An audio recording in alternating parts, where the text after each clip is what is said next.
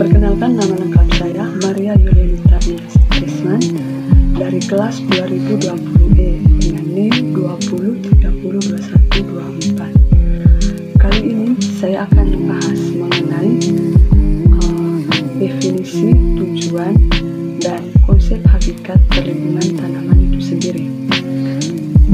Nah, perlindungan tanaman merupakan suatu usaha yang dilakukan oleh manusia atau yang diberikan kepada tanaman untuk mencegah, menghindarkan, dan menyehatkan kembali tanaman dari serangan organisme agar pertumbuhan dan produksi tanaman menjadi normal. Adapun tujuan dari perlindungan tanaman itu sendiri, yaitu untuk mendapatkan rendemen ekonomi yang optimal dengan kerusakan lingkungan yang minimal. Yang ketiga, konsep dasar perlindungan tanaman. Perlindungan tanaman adalah segala upaya untuk mencegah kerugian pada budidaya tanaman yang diakibatkan oleh organisme pengganggu tanaman. Adapun komponen dari organisme pengganggu tanaman ini, yang pertama, hama atau binatang, yang kedua, patogen atau jasad remik, dan yang ketiga, gulma atau tumbuhan pengganggu. OPT ini menyebabkan kehilangan hasil, dan organisme pengganggu ini juga bisa menimbulkan berbagai gangguan lain terhadap kepentingan manusia. Jadi, perlindungan tanaman pada hakikatnya tidak meningkatkan hasil, tetapi dengan adanya usaha perlindungan tanaman akan menyelamatkan kehilangan hasil sehingga produksi tanaman menjadi normal. Untuk berikutnya, saya akan menjelaskan mengenai identifikasi hama dan penyakit pada tanaman perkebunan, hortikultura, dan tanaman pangan. Tanaman perkebunan saya mengambil pohon mangga.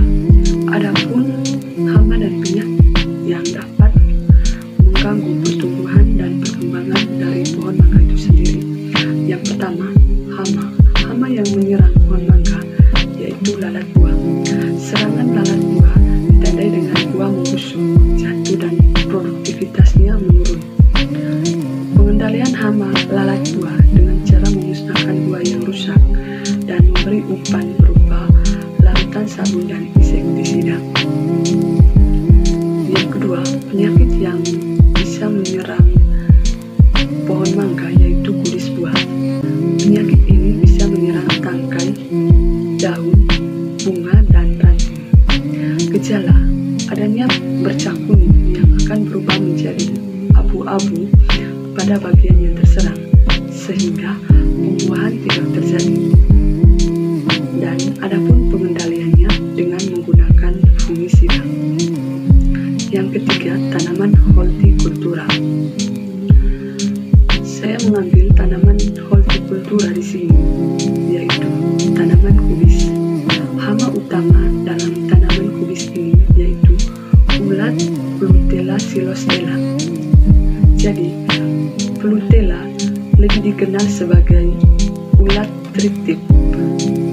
Plutella merusak kubis dengan cara memakan daun muda atau daun tua hingga tersisa tulang-tulangnya. Yang ketiga, musuh lunak. Adapun penyakit yang bisa menyerang kubis ini yaitu bakteri Erwinia cartophora Holland. Penyakit ini menyebabkan busuknya lunak pada tanaman di kebun dan pasca panen. Adapun gejala busuknya batang atau pangkal bunga dengan tiba-tiba. Jadi,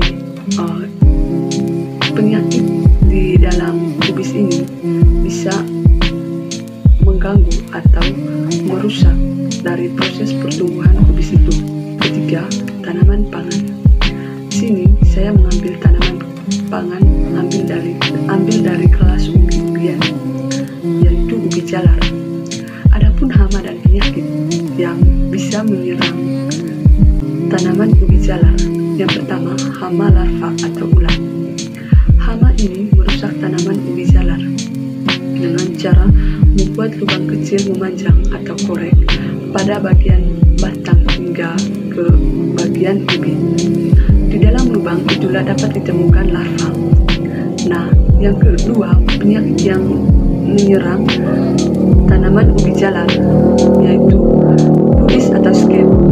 Penyebab penyakit ini adalah senyawa Yersinia batatas yang bisa menyebabkan daun tidak berproduktif dalam fotosintesis dan hasil dari produktivitas ubi pun bisa menurun.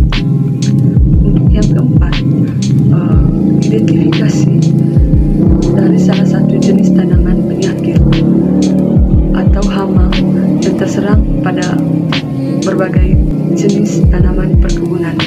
Saya di sini mengambil tanaman perkebunan ubi jalar.